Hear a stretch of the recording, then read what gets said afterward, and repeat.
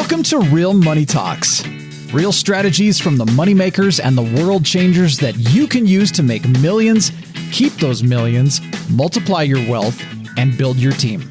Here's your host, author of 5 New York Times bestsellers, money expert on Dr. Phil, CNN, CNBC, The Street TV, Fox News, and The View, Laurel Langmeyer.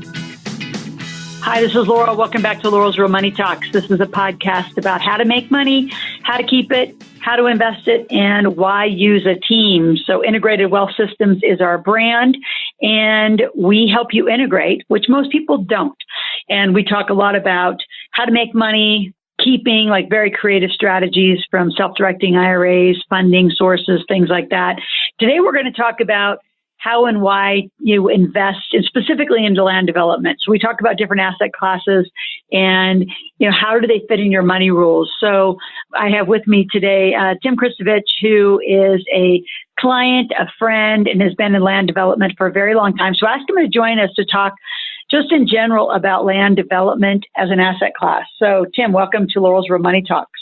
Thanks, Laurel. So Tim, first let's talk about just your background. How did you end up in land development? And we're just going to continue our conversation from there. So give us your background. Well, I started out in the general contracting probably over 20 years ago now. And what got us into development was trying to find property to build on. When we moved down here to Boise from Montana, we found that a lot of the property was locked up by other developers and builder team. So basically, we decided to start developing our own property so we'd have plenty of inventory to build on. And we just built our development business based on that premises to start with. Along the way, we learned a lot of do's and don'ts, and it's been an exciting run as we started this project. So how do you go from general contractor to land, though? So what were you seeing in the market? Talk a little about the economics of that. So what we saw was a shortage of lots to build on at the time. So we wanted to create more lots for ourselves, and then we saw a need for other contractors that needed lots. So the biggest problem with a contractor is you build houses. That's what you do. So if you don't have a place to build houses, then what's your next step? So looking at the economy, looking at the process of what we did, that's basically what we got into development. Looking at the need for lots, not just for us, but other contractors, we saw a real niche to jump into and start developing. And as we started that process, the need became bigger and bigger. And we're at a point where we can't develop lots fast enough. So part of that is the economic growth. All right. But talk specifically then about the Boise metro area. I mean, obviously your family's from there. So talk about why Boise? Because I was there on the run before 2008, 9, 10 happened, but it's been, like you said, you can't build fast enough. So speak to that. It's kind of a unique market. Part of what really spurred the growth that we're seeing today is the crash of '08. We had a slowdown here, but it wasn't like other parts of the country. And I think a lot of the other parts of the country, particularly California, 36% of our people coming from California started looking elsewhere to live. And they found that it's a really unique area. Our seasons are very distinct. We have really mild winters here in our area. And so when people started looking at this in '08, looking to get out of their crash, to go somewhere else, I think they saw Boise as a real unique place, and that's what spurred the growth that we started seeing here probably 5 years ago. The market started to really take off.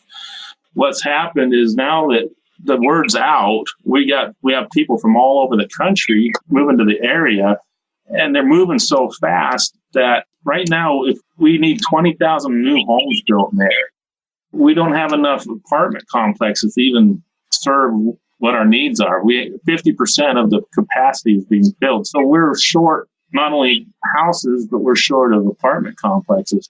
And I really believe that the spurring it on is the quality of life here. It's right now, we remain number one in the country for retirement places to come to. Millennials. Really? Yeah. It's crazy what's happening here. And so it's just a lot of people have discovered all the unique aspects of our culture here. We have a great downtown in Boise. There's a lot of culture, and of course, you want the city life, but then you also have the outdoors life on top of it. Skiing, we have fishing, you have the hunting aspect of it. You have just the green belts that people can ride their bikes on daily. It's an amazing spot to live. So where do you see most of the influx? I mean, is it the typical California, coming up, or where are you seeing most of the growth? From the part of the country? Yeah. Number one is California. 36% of our growth is California. 10 to 11% is actually coming from Alaska, which was I was shocked when I saw that number. And then Arizona, we see people as a percentage from Arizona, and then a percentage from different parts of the country, smaller percentages. But the big influx is California, and it's 36%, which is huge. Interesting. And, they can sell out the properties there, and they can move here, and they have 2 to 3 times the buying power they had in California. So that's appealing to people also. And so talk a little bit about, I'm just going to divert from land development just for a moment. You work with your family. You work closely with your family. Talk a little bit about what's it like to work with your family and making that choice. The dynamics can become kind of interesting some days. My oldest boy is 32, our daughter's 28, and our youngest boy is 26.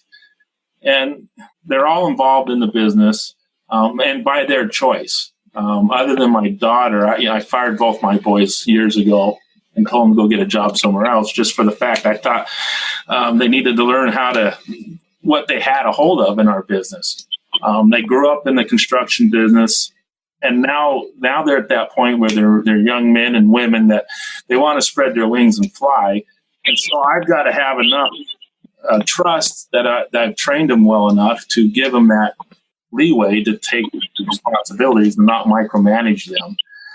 In a family business, you have to step back and not be the father anymore. You have to be the partner and maybe maybe the boss at times.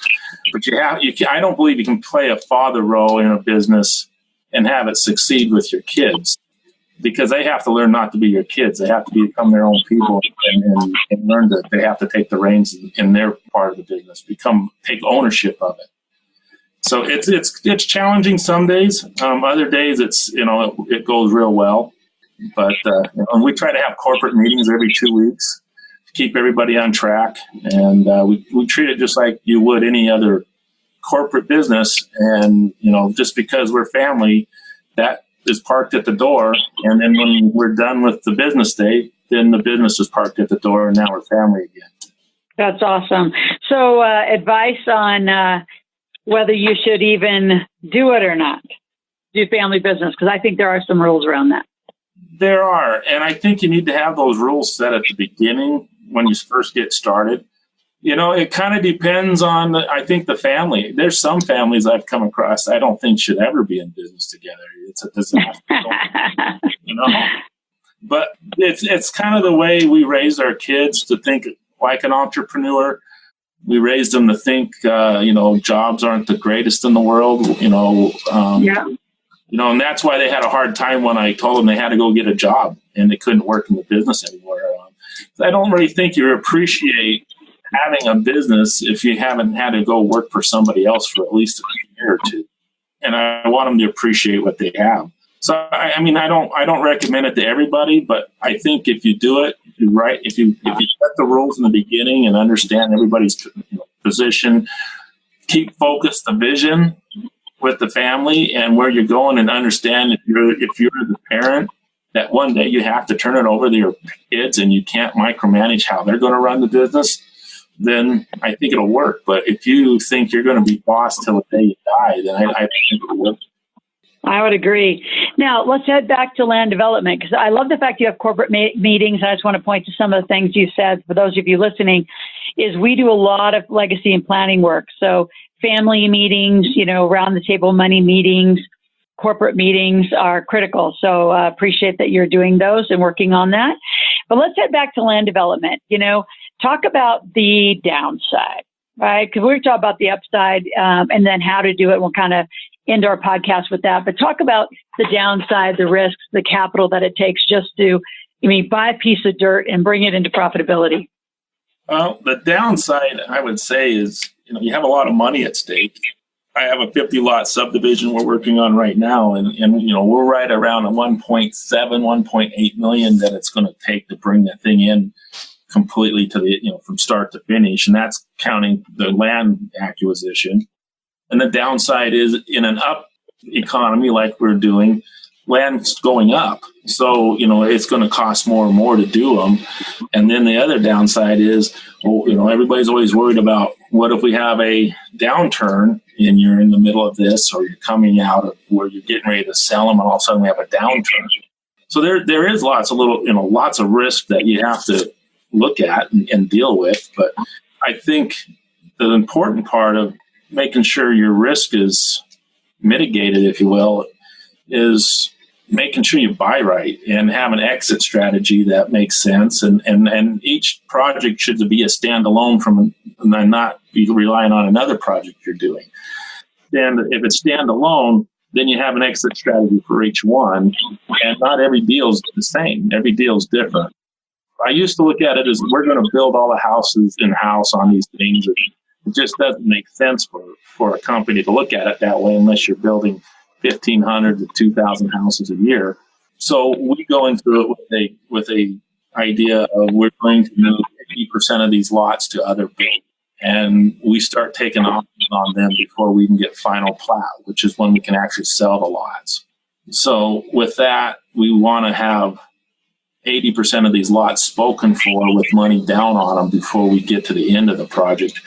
And that way you're spreading out your risk with a lot of other builders, and they're taking on a portion of those lots at the end.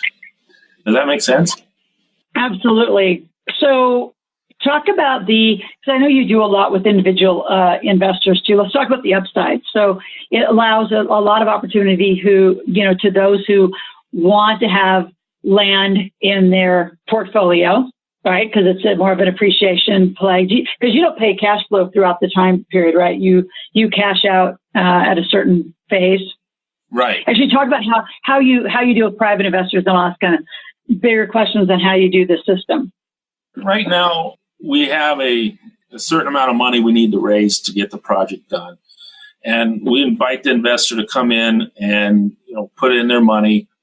With a group that comes in, we put a position on that property, so at the end that they can, when the lot starts selling, then they get their money back. So basically, it gives the investor a chance to participate in the development and the activity side of it without having to get in and do all the legwork that has to be done. And we try to send out videos and a monthly, and as it gets really happening on things on a daily basis, we send them out daily results of what's happening, pictures, and so they can see this progress of the development happening as the subdivision becomes a subdivision. So what we try to do is really give them a hands-on without being on it, and see it happening on a daily basis, with the fact that when they invest, then they get to be part of the project. And the returns aren't bad either. They have a good return, and the project usually runs 18 months on average, and at the end of the 18 months, they're paid out their principal plus their interest. It's a pretty simple process for the investor side of it. The side that's really a lot of work is on my side, where we are the project manager. We have to go in there and go through all the process, getting the permits, going through preliminary plat, going through getting that approved. There's public meetings that has to happen. Then we have to get construction plans drawn. Then they have to be approved by the city or the county. At that point, then we can start building. We have to get all the bids in. There's a lot of process to happen up to the point where we actually get to do the construction. Construction is usually the short period. It's a 4 or 5 period at the most to have the construction phase. But it's a year and a month or two to get to that point, just with everything you have to jump through. So the investor has an upside of being able to see and be a part of the project, and they get to make money on their money, but they don't have to do all the legwork that makes happen. And so talk a little bit about how you phase the capital. So obviously it comes in, you have your offsites and the initial phases. But talk about how you phase a project. For those who are listening, again, this is an international podcast, so some folks, in land projects are very different in other parts of the world. Some of that are here in America going, yeah, we know if you've done a land project. But I don't think people realize that you buy, you develop one phase, and you sell it out to the next phase, et cetera. So explain how you phase into a project. When we phase a project, first thing is you have to acquire the property. So we usually do a raise money to acquire the project and start it. The next phase is what we call preliminary plat. So when we go into that section, it's a time frame of about 3 to 4 months. And at that point, we start raising money for the construction phase. The construction phase is where all the money is spent. Probably 3/4 of the money is spent at the construction phase. So in order to get the money raised for that, and usually it's around $1.2 million, $1.3 million on a 50-lot subdivision. So we start raising the money from the time preliminary plat starts. We go through preliminary plat, get approved. We go through the construction plan phase and get that approved. So our goal is to raise that money up to the point of when construction plans are approved. And we try to have, if not 100% of it, at least 85 to 90% of the money raised at that point. So there's no delay in the construction process. And at that point, then the next phase, which is the last phase, is getting it constructed and final plat. So there's basically 3 phases, in my opinion: acquisition, preliminary plat and construction plans, and then actual build out. So is that the question? Yeah, it is. Well, and then I think there's also a phased approach where you build so many houses and then you use that capital to actually fund the next phase, right? Yeah. Speak to that a little bit. Yeah, and that would be a bigger subdivision. So, like I say, 150 lot subdivision. What we would do at that point is you acquire the property, you go in and you do phase 1 would be the 50 lots. And then you start building those out. And as you build those out, part of the monies you raise after the construction part of it would be construction loans in the houses. As you sell those out, you're raising enough money in that to start phase 2. And phase 2 would be the next 50 lots. And then there'd be a phase 3, which would do the final 50 lots. I have to say, I wouldn't get too excited about doing the whole thing in one shot, just because what if we do have a turn down? If the economy turns down a little bit, I would rather have 50 lots sitting out there we have to deal with, and we can work with that. But if you have everything all done with 150 lots, that becomes a big nut to crack. And so just from an economic standpoint, I think you're better off doing it in small phases of 50 or so and just build these out. And like I said, just start building your houses and use that to start raising more capital for phase 2. And if an investor wants to stick through the whole thing, there would be payouts at the time you sold the lots, building the houses. You have another investor that come in and invest in that. And then you just keep turning that money. But I would like to pay out as the lots sell, and then as the houses are built, then you pay out again, and you just roll that money into the next phase as long as they wanted to stick with it. So, Tim, what do you think the biggest risk is, right? So if you look at money rules and the upside and someone's evaluating, do I do this or not do it? What's the biggest risk that you've seen in the land project? I mean, I'll just say from my experience, it's, someone like you isn't managing the project or the money and they run out of capital. I mean, kind of obvious risk. Other than that, what are some other risks that you've seen and had to experience? I think that one of the biggest ones is not having enough capital. You got to make sure you have that going in.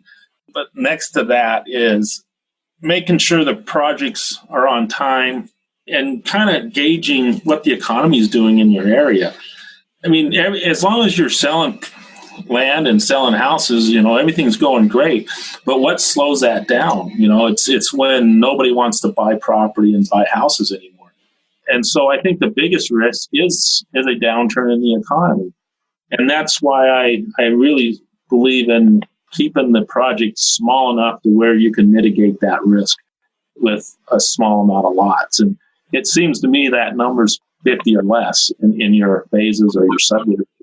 But that's the big risk is the economy taking a turn, and all of a sudden you're sitting on 50, 100, 200 lots and you can't sell them. But even in a downturn, you're still going to move lots. And the difference with us and other developers is we can build our own lots out. And so if we can't sell lots to a lot of builders, we can still keep building those lots out. It might be a little slower, but we can still build them out and sell those houses. And I think that's a big plus for us, is because we can do both sides of the equation, not only just develop, but also build. I could just go on and on and on around money rules and just the appreciation, the risk. Now, one of the last question I have, when you have investors, do you actually secure their notes or their investment against the land?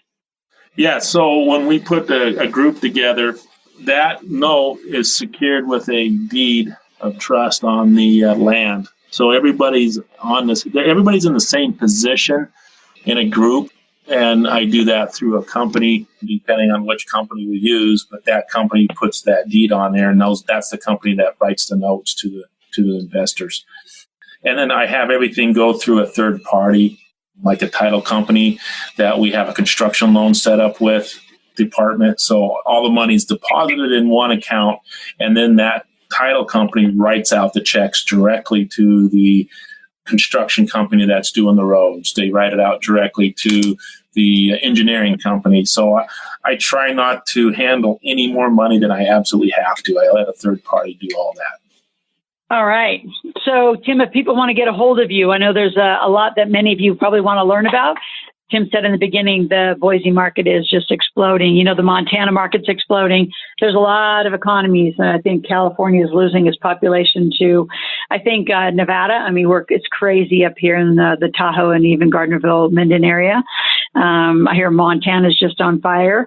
And I know Idaho is. So there's probably a whole nother conversation we could have about how do you do those sales and, you know, actually do the build to suit, but that's another conversation. If you want to get a hold of anybody on our podcast, you can always go to Ask Laurel, AskLoral.com. Ask a question, make a comment, make a request to have a conversation with Tim and what he's doing up in Idaho. And I know we're looking at the spring of 2020 to go up and do a tour. So those of you that are, you know, listening, stay tuned to learn more as we decide to go up to that market and just look at the market and what's going on in that market, what's causing the growth, and looking at specific land projects with Tim. If they want to get a hold of you, though, Tim, how do they get a hold of you? They could go to christyconstruction@gmail.com. That's with a Kristy, Christy Construction. Awesome. Well, thank you for being on, Tim. And again, those of you that are listening, we will be back with more on Laurel's World Money Talks. And we have very soon, we're going to be going into a multiple part series on the family's financial IQ. And that'll be building from never pay your kids an allowance to family financial literacy, and then how to build a family legacy on money. So that will be at least a 6, if not a 9-part podcast coming soon. So stay tuned and watch our channel. We'll be actually posting our schedules in advance. So stay tuned on Laurel's World Money Talks for more great conversations about money.